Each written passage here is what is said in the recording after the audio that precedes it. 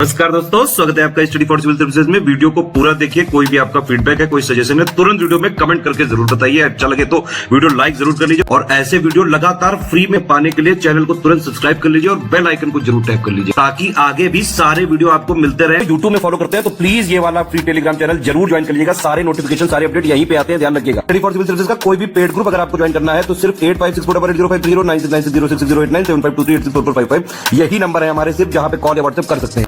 Instagram पे हमारा page जरूर फॉलो कर लीजिएगा, studyforcivil.services है। ट्विटर पे हमको जरूर फॉलो कर लीजिएगा, @studyforcivils है। सारे क्वेश्चन अटेम्प्ट करिए और स्कोर अपना तुरंत कमेंट करके बताइए। दोस्तों नमस्कार, स्टडी फॉर सिविल सर्विसेज में आप सभी का स्वागत है। आरओ की पेड क्विज हम लोग लगातार देख रहे हैं, काफ़ी दिनों से कई सारे वीडियो हमने दे चुके हैं, ठीक है। उसको फॉलो करें आप। और अभी भी जो है शॉर्ट स्टडी मटेरियल के लिए हमारे साथ आप जुड़ सकते हैं। पेड ग्रुप चल रहा है, डिस्क्रिप्शन बॉक्स में जो कॉन्टैक्ट डिटेल है वहाँ पे आप कॉन्टैक्ट कर सकते हैं। एक एडिशनल इन्फॉर्मेशन यहाँ पे ये देनी है, एग्जामिनेशन आपका नज़दीक है, हम ऑफलाइन टेस्ट सीरीज आयोजित कर रहे हैं, ठीक है। उत्तर प्रदेश के कई शहरों में, दिल्ली वगैरह में भी, ठीक है। जो भी इसमें आप अगर टेस्ट देना चाहते हैं जाकर के, तो वीकेंड्स में हम ये टेस्ट आयोजित कर रहे हैं। बहुत ही नॉमिनल फी पे आप रजिस्टर करके हमारे वेबसाइट पे टेस्ट जाकर के उस सेंटर पे दे सकते हैं। बिल्कुल रियल एग्जाम जैसा टेस्ट हम कंडक्ट करवा रहे हैं, ठीक है। उसके लिए डिस्क्रिप्शन बॉक्स में जो हमारा URL होगा या फिर हमारे टेलीग्राम चैनल पे जो हमारा लिंक है, आप उस पर जाकर के रजिस्टर करके सारी जानकारी ले सकते हैं, ठीक है। काफ़ी इफेक्टिव है, इस इनिशिएटिव का लाभ आप उठाइए। अपनी तैयारी को टेस्ट करने का सबसे बेहतर एक माध्यम है ये, ठीक। तो फिलहाल अभी हम अपना ये वीडियो स्टार्ट करते हैं। पूछा गया है कि निम्नलिखित में से कौन सी संरचना बौद्ध धर्म से संबंधित है, ठीक। तो बुद्धिस्ट आर्किटेक्चर के बारे में जैसे हमने पहले भी बताया है, विहार, चैत्य, ये सब निवास स्थान जो होते थे और एक तरीके से याचना गृह होते थे, है ना। तो उसी प्रकार जो स्तूप के निर्माण हुए, है ना, बुद्धिस्ट स्तूप, तो ये हमारी बुद्धिस्ट आर्किटेक्चर का एक भाग होता है। मंडप और शिखर जो है ये टेम्पल आर्किटेक्चर जो होते हैं उसका भाग है। और पल्लव जो है एक डायनेस्टी से संबंधित है नाम। देखिए इसमें सरकार ने, यानी कि केंद्र सरकार की बात हो रही है, इन्होंने उद्यमशीलता को बढ़ावा देने के लिए स्टैंड अप इंडिया स्कीम जो है शुरू की है। तो कब से शुरू की है ये बताना है, या सॉरी किससे संबंधित है ना। तो वुमेन और SC ST समुदाय से लोग जो संबंध रखते हैं उनमें उद्यमशीलता बढ़े ताकि उससे जॉब क्रिएशन फर्दर हो सके, है ना। तो इसके लिए अप्रैल 2016 में ये स्कीम स्टार्ट की थी। मिनिस्ट्री ऑफ फाइनेंस जो है भारत सरकार की, इन्होंने ऑप्शन C को चुनेंगे। और इसमें एक चीज़ ये ध्यान दीजिएगा, RO का जो पिछला एग्जाम हुआ था तो गवर्नमेंट स्कीम्स काफ़ी पुरानी पूछी थी उन्होंने, ठीक है। तो कोशिश आप लोग ये करें कम से कम 1990 या फिर 1985 के आसपास से, जब से राजीव गांधी जी की गवर्नमेंट थी, कई सारी स्कीम्स उस समय भी आई थी। और तब से लेकर के अब तक की जितनी भी स्कीम्स हैं, इसकी लिस्टिंग कम से कम वर्ष जरूर देख के जाएँ। 4-5 स्कीम दे देंगे, उसको मैच कराने के लिए आते हैं क्वेश्चन, है ना। तो एक ये तरीका आपको तैयारी में इसको ठीक करना है। राष्ट्रीय कृषि और ग्रामीण विकास बैंक का मुख्य कार्यालय किस शहर में स्थित है, ठीक है। नाबार्ड की बात हो रही है। नाबार्ड देखिए रिकमेंडेशन एक की गई थी, समिति बनी थी, B शिवरामन कमेटी, है ना, ये पूरा नाम था। तो इन्होंने रिकमेंडेशन दी थी, इन्हीं के आधार पे जुलाई 1982 से एस्टेब्लिश्ड है। और हेडक्वार्टर है कहाँ पे, मुंबई में, ठीक है। मंत्रिपरिषद में प्रधानमंत्री सहित मंत्रियों की कुल संख्या लोकसभा के सदस्यों की कुल संख्या के कितने प्रतिशत से अधिक नहीं होनी चाहिए। तो लोकसभा के संबंध में भी और राज्य विधानसभाओं के संबंध में भी ये प्रावधान है कि 15% से अधिक उस हाउस की संख्या से जो मिनिस्टर्स हो सकते हैं वो नहीं हो सकते, ठीक। इसके लिए कॉन्स्टिट्यूशन में अमेंडमेंट किया गया था 91, है ना, 2003 में।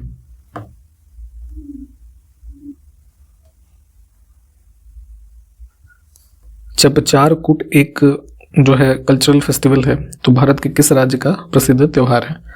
तो ये संबंधित है नॉर्थ ईस्ट से, मिजोरम। निम्नलिखित में से किस क्षेत्र में वर्ष भर दिन और रात की जो ड्यूरेशन होती है वो लगभग समान होती है।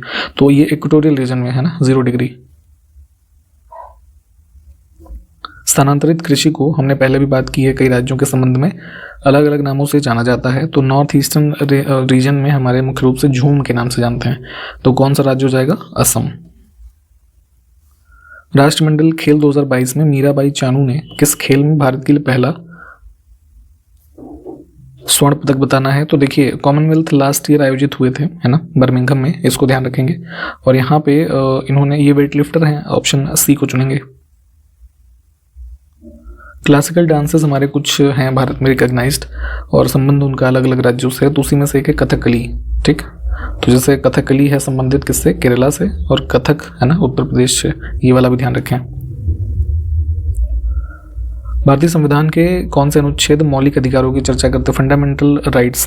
तो पहले भी हमने बताया है, भाग 1 में यूनियन एंड टेरिटरी 1 से 4, 2 में सिटीजनशिप है 5 से 11, और फिर 12 से 35 है फंडामेंटल राइट भाग 3 में। संथाल समुदाय भारत का एक, इसमें से किस क्षेत्र का एक नृजातीय समूह है? ठीक, तो ये जो है पूर्वी रीजन में बेसिकली है ना, नॉर्थ ईस्टर्न कह सकते हैं।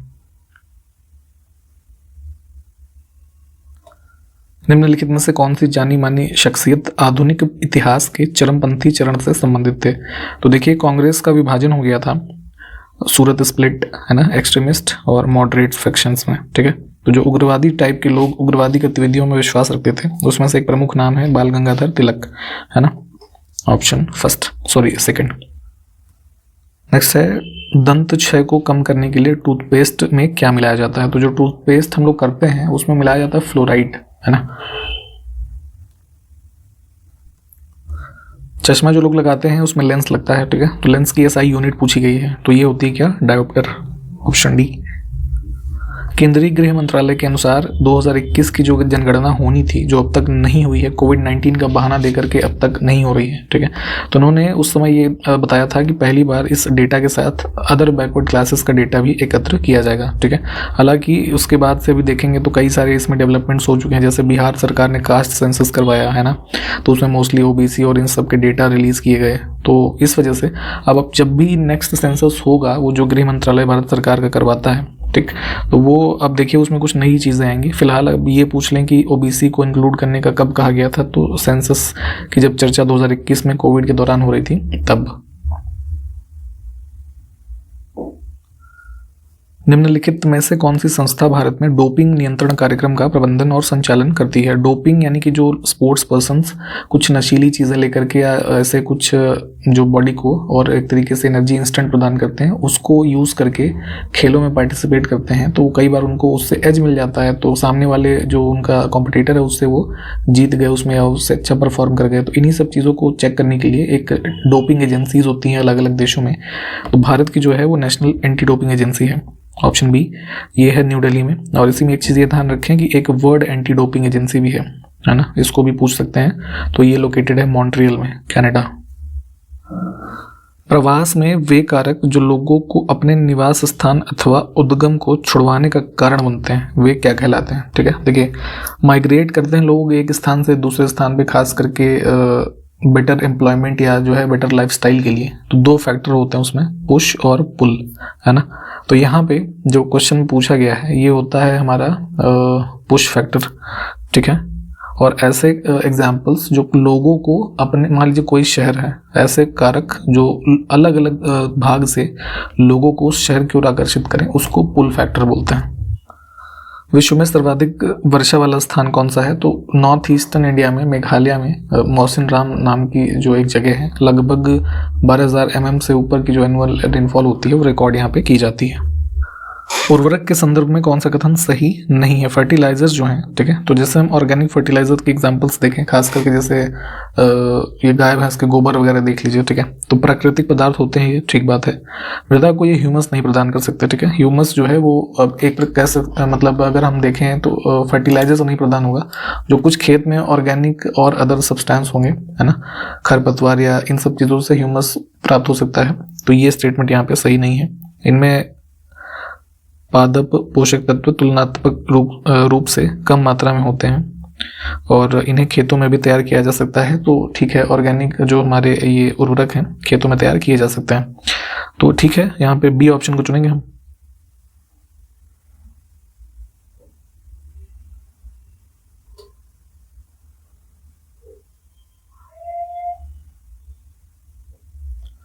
चोल डायनेस्टी के दौरान इसमें से किस प्रकार की भूमि को ब्रह्मदेय प्रकार की भूमि के रूप में जाना जाता था?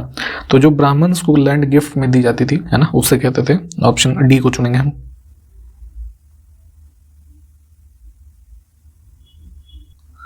सिख धर्म की पवित्र पुस्तक है आदि ग्रंथ, है ना, जिसे गुरु ग्रंथ साहिब भी कहा जाता है, इसका संकलन निम्नलिखित में से किसने किया था? तो गुरु अर्जुन देव, ऑप्शन डी। नेक्स्ट है किन सिख गुरुओं को तत्कालीन शासकों के द्वारा मृत्यु दंड दिया गया था। तो मुगल काल के पैरेलल देखेंगे सिख गुरुज भी हुए, उसमें से अर्जुन देव और गुरु तेग बहादुर, ठीक है, इनको एग्जीक्यूट किया गया था।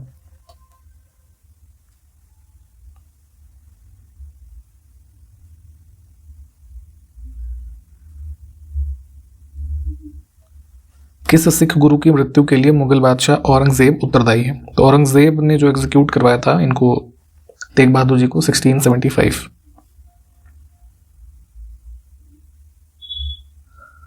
निम्नलिखित में से किस स्थान पर एक प्रसिद्ध सिख गुरुद्वारा स्थित है। तो देखिए वैसे तो पंजाब में कई सारे गुरुद्वारे हैं, जैसे अमृतसर वगैरह काफी पॉपुलर है स्वर्ण मंदिर, लेकिन आउट ऑफ पंजाब एक काफी फेमस गुरुद्वारा है चमोली डिस्ट्रिक्ट उत्तराखंड में, हेमकुंड साहिब, ठीक। तो इसके बारे में अक्सर पूछा जाता रहता है, तो ध्यान रखेंगे।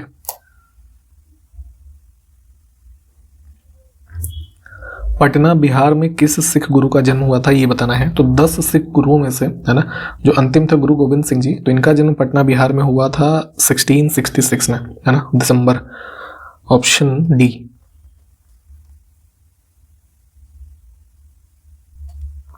किसकी समाधि के कारण नांदेड़ गुरुद्वारा सिखों का पवित्र स्थान माना जाता है, ठीक। तो देखिए नांदेड़ महाराष्ट्र में ये आपके जो है गुरु गोविंद सिंह जी ने ही जो है अंतिम सांस ली, एक तरीके से कह लीजिए, और यहाँ पे गुरुद्वारे का निर्माण महाराजा रंजीत सिंह ने करवाया, ठीक। तो इस वजह से काफ़ी सेक्रेड है, तो लोकेशन भी ध्यान रखेंगे और सिख गुरु का नाम। अगला है किस सिख गुरु के द्वारा सिखों का खालसा में रूपांतरण किया गया, ठीक। तो 1699 के अराउंड जो है गुरु गोविंद सिंह जी ने ही, ठीक, सिखों को एक कह लीजिए पंथ के रूप में, है ना, खालसा पंथ के रूप में रूपांतरण किया, जिसमें लोगों को एक ट्रेंड वॉरियर के तरीके डेवलप किया गया, है ना, ऑप्शन बी। सिखों के अंतिम गुरु अभी आपको बताया गुरु गोविंद सिंह जी, सबसे पहले कौन थे, गुरु नानक। एक बार लिस्टिंग देख लीजिएगा, लास्ट आरओ के एग्जाम में भी सिख रिलीजन से भी क्वेश्चन पूछे गए थे एक दो। बंदा बहादुर का मूल नाम बताना है, ठीक है। तो ये थे लक्ष्मण देव, है ना, लक्ष्मण देव जो है मूल नाम वैसे था, ये इस नाम से भी पुकारे जाते थे। मराठा साम्राज्य के उत्कर्ष का निम्नलिखित में से कौन सा कारण सही है, ठीक है। मराठा एज अ पावर काफी राइज किए, ठीक है, खास करके देखेंगे मुगल टाइम पीरियड के आसपास। रीजन ये था कि रिलीजियस चेतनाएं जो कह लीजिए ये ठीक थी इन लोगों में, और उस समय की जरूरत भी थी। जोग्राफिकल सिक्योरिटी, कोस्टल रीजन में थे ये लोग, है ना, तो नेवल सुप्रीमेसी वगैरह भी काफी ठीक थी इनकी, पॉलिटिकल अवेकनिंग भी थी, तो ये सारे ही कारण हैं, ठीक। और जैसे शिवाजी के टाइम पीरियड पे देखेंगे काफ़ी ज़्यादा जो है राइज हुआ इनका, तो एक वो भी रीज़न थे अपने आप में। शिवाजी ने मुगलों को किस युद्ध में हराया था। तो सलहार का एक युद्ध हुआ था 1672 AD, इसमें हरवाया इन्होंने, ऑप्शन बी। जरा ये बताइए इस समय कौन मुगल शासक था, जरा कमेंट करिए। वह कौन सेना नायक था जिसे बीजापुर के सुल्तान ने अराउंड 1659 में शिवाजी पर अंकुश लगाने के लिए भेजा था। तो शिवाजी एक्सपैंड कर रहे थे और इनको जो है एक तरीके से घेरने के लिए, रोकने के लिए अफजल खान को भेजा गया, ठीक है। और इसमें जो है बैटल होती है बैटल ऑफ प्रतापगढ़, ठीक, उसमें ये मारा जाता है, ठीक। तो ये सब चीज़ें ध्यान रखेंगे। अगला है शिवाजी की राजधानी कहाँ पर थी, ठीक। तो इनके शासनकाल में जो वर्तमान महाराष्ट्र में आप पुणे का रीजन देखते हैं, ठीक है, तो इसी को रायगढ़ कहते थे, ठीक है। तो ये इनकी कैपिटल हुई, ऑप्शन फर्स्ट।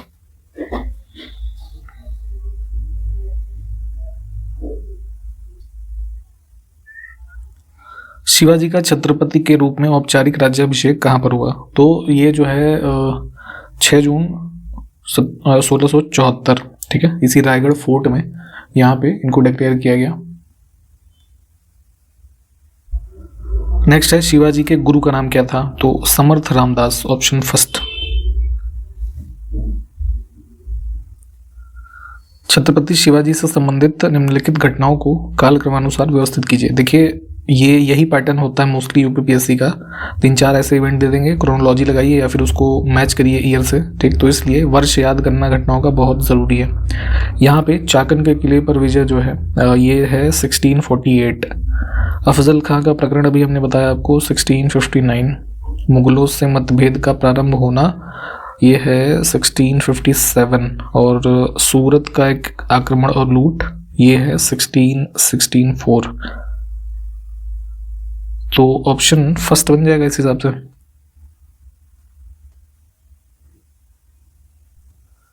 अष्टप्रधान नाम की मंत्रिपरिषद इसमें से किस एडमिनिस्ट्रेशन में थी? तो ये भी मराठा प्रशासन में, जिसमें से जो ऑफिसर्स होते थे बेसिकली लोग मंत्री होते थे, जैसे आजकल काउंसिल ऑफ मिनिस्टर होती है तो उसी प्रकार से समझ सकते हैं, जिसमें से पेशवा, अमात्य, वाकिया नवीस, है ना, सुमंत, पंडित राव, ये सब होते थे।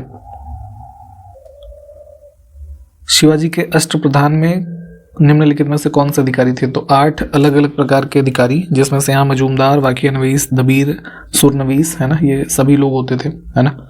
ऑप्शन चुनेंगे डी वाला, 1 2 3 4। इनके बारे में जैसे देख लें जो लिखे हुए हैं, तो मजूमदार जो होता था ये बेसिकली एक प्रकार से वित्त और राजस्व मंत्री कह सकते हैं, ठीक। इसी को अमात्य भी कहा जाता था।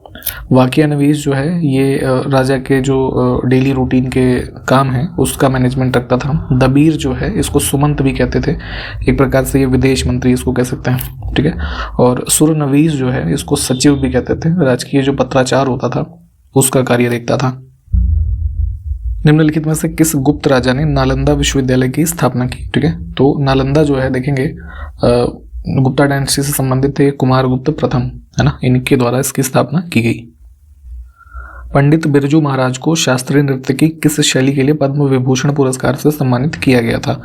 तो पंडित बिरजू महाराज जी फेमस किसके क्लासिकल डांस से संबंधित हैं? कथक। कथक के जितने भी आर्टिस्ट हैं एक बार इनकी लिस्टिंग देख लीजिएगा, इनके नाम जो है ये लोग पूछ लेते हैं घुमा फिरा के।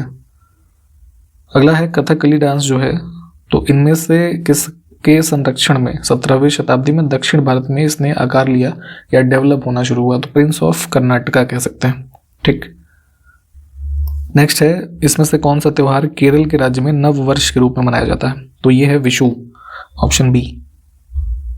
महाकाव्य पद्मावत के लेखक कौन है? कुछ वर्षों पहले काफी चर्चाओं में रही थी, तो 1540 के अराउंड कह लीजिए एक सूफी पोएट थे, मलिक मोहम्मद जायसी, है ना, इनकी रचना है। फातिमा शेख को इसमें से किसके रूप में व्यापक रूप से जाना जाता था? तो फातिमा शेख जो है एक प्रकार से एक कलीग थी इनकी ज्योतिराव फूले की, ठीक, और सोशल रिफॉर्मर के साथ साथ एडुकेटर थी और भारत की पहली मुस्लिम टीचर के रूप में इनका नाम जाना जाता है। 1867 में केशव चंद्र सेन ने इसमें से किस स्थान पे प्रार्थना समाज की स्थापना करने में सहायता की थी? तो केशव चंद्र सेन और जो है आत्माराम पांडुरंग, इन्होंने इस्टेब्लिश किया था प्रार्थना समाज को, ठीक, एक कह लीजिए रिलीजियस और सोशल मूवमेंट था बॉम्बे में। निम्नलिखित में से चंद्रगुप्त द्वितीय के दरबार के नवरत्नों में से किसने मंत्र शास्त्र लिखा था? तो यहाँ पे भी जैसे भी हमने अष्टदिग्गज देखे तो यहाँ पे नवरत्न थे चंद्रगुप्त सेकंड के कोर्ट से संबंधित, ठीक है। उसी में से एक थे वेताल भट्ट, है ना, ये इसमें प्रोफेशन से मैजिशियन थे, ठीक, तो उससे संबंधित एक मंत्र शास्त्र जो है इन्होंने लिखा। पहल योजना के तहत घरेलू उपभोक्ताओं को जो एलपीजी सिलेंडर पर सब्सिडी दी जाती है, तो मंत्रालय उसके लिए कौन सा उत्तरदायी है? तो केंद्र सरकार का जो पेट्रोलियम और नेचुरल गैस मिनिस्ट्री है ना, ये सब्सिडी देते हैं पहल स्कीम के तहत, ठीक, ऑप्शन सी। तो यहाँ पे हमने कंप्लीट किया इस वीडियो को। सारे क्वेश्चंस प्लीज़ देखें। ऑफलाइन टेस्ट सीरीज के जो बारे में जानकारी है ना, हमारे टेलीग्राम ग्रुप में मिल जाएगी या यहाँ पे हम लिंक डलवा देंगे अभी डिस्क्रिप्शन बॉक्स में, उससे जो है आप कांटेक्ट करके प्लीज़ हो सके तो उसको अटेम्प्ट करें, खास करके आरओ वाले और यूपी पीसीएस वाले भी दे सकते हैं जो प्रीलिम्स देना चाहते हैं, क्योंकि जीएस का सिलेबस ऑलमोस्ट सेम होता है, ठीक। आपको आरओ के लिए जीएस प्लस हिंदी की भी टेस्ट जो है वो 60 क्वेश्चन के पूरे पैटर्न 2.5 घंटे में हम कंडक्ट करवाएंगे ऑफिशियल टाइमिंग पे, ठीक। इसके लिए आप इन्फॉर्मेशन डिस्क्रिप्शन बॉक्स से कांटेक्ट करके ले सकते हैं उस यूआरएल पे, या फिर हमारे टेलीग्राम ग्रुप से, या हमारे जो कांटेक्ट डिटेल है उस पर भी आप जो है जानकारी ले सकते हैं, ठीक। तो मिलेंगे अगले वीडियो में, तब तक के लिए नमस्कार, जय हिंद।